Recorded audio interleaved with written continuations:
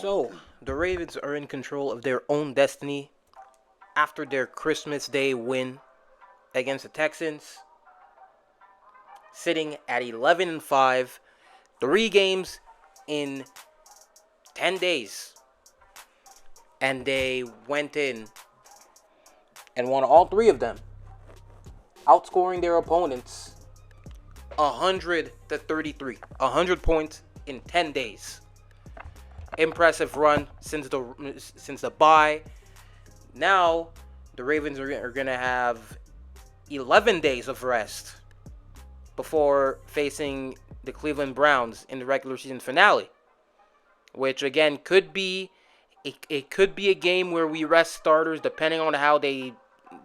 It's really gonna depend on how they schedule the game, right? It's really gonna depend because I really don't think that I really don't think that they're gonna just put it later than the other AFC North matchup. Then it really should.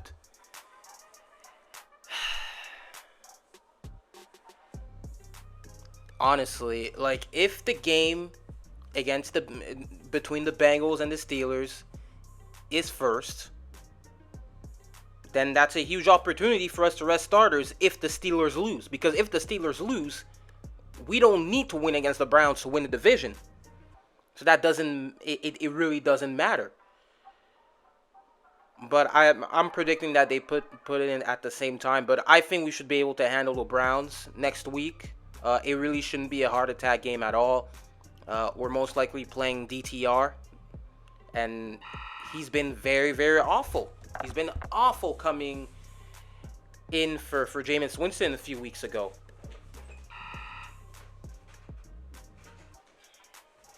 So like, it's really shouldn't be hard. It's really a win-win for us regardless. So yeah, but let's talk about the game. Let's talk about the game. The games, I guess. So against the Giants, we very much had a very very comfortable game. I mean, a comfortable win. Lamar 5 touchdowns. Sat out the fourth quarter. That was really really it. The Steelers game, I think that was the big one that we had. It is very very big for our AFC North. It was very big for our AFC North standings, division, and for the overall team morale. Because if the Steelers won that game, they would win the division. They would win the division, and we would. And the last 2 games really wouldn't matter in terms of division. We would just have to win to try and secure the 5 seed. But now we've secured a top 5 seed in the AFC. So we would face the Houston Texans or the 6th seed, which it's really gonna depend. It's very very likely to be the Chargers. But I'm going to talk about the playoff scenarios later, right? So against the Steelers, honestly, against the Steelers, what really happened is really about the same as it happened in every Steelers game, except things went our way. Except we played a much cleaner game, right? At the start, we started fumbling the ball. We fumbled the ball like 2 times in the first quarter. But then after that, we tightened up a little bit. Lamar had a pick, which was his 4th pick of the season. The first pick that didn't bounce off of a defender. And you could say it was Bateman's fault for stopping on the route, for sitting on the route instead of continuing, which he wasn't supposed to. So that's, again, it's really the story. Like he has 4 picks.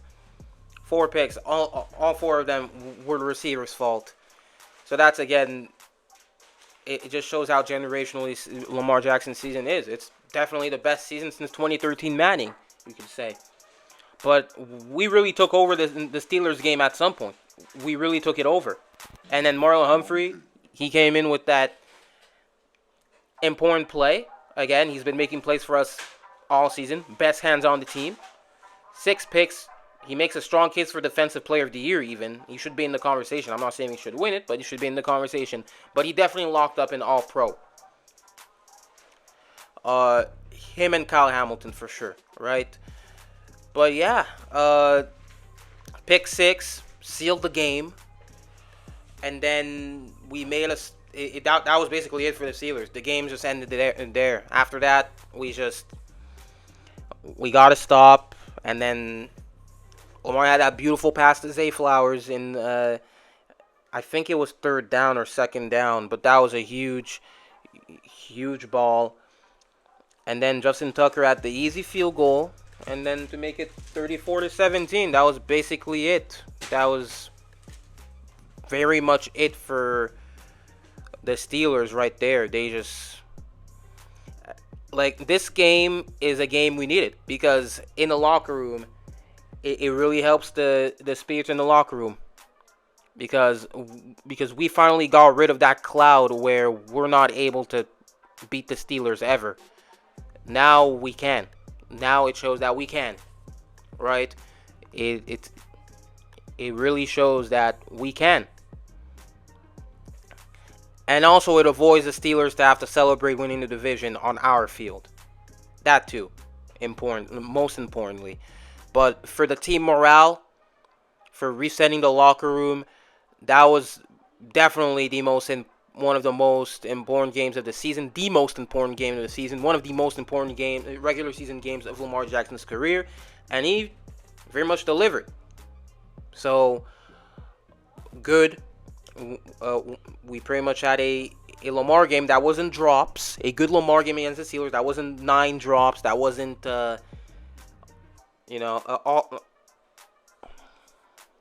that stupid shit, So, yeah, and the defense showed up. The defense has been playing very, very well in the past, ever since that first Steelers game. And it showed again on Christmas Day, only allowing 2 points. 3 4th-down stops. One of them being in the red zone, where our Darius Washington had an amazing play. It's an amazing play from Humphrey, Trey White, and Darius Washington. Again, very, very good defense, allowing 2 points. The Houston Texans, with C.J. Stroud, have faced us 3 times. They have not scored an offensive touchdown in those 3 games. Their only touchdown in those 3 games were off a kick return by Steven Sims in the playoffs last year, in which, again, we beat them 34-10. That was their only touchdown. Otherwise, it would have been 34-3. So, we've basically had CJ Stroud's number. It just looks like they forgot how to score. And again, we put up 31 points against the best defense in the league in terms of DVOA. So again, a top defense that we just completely destroyed. Derrick Henry, he's built for these times of the year. Again, he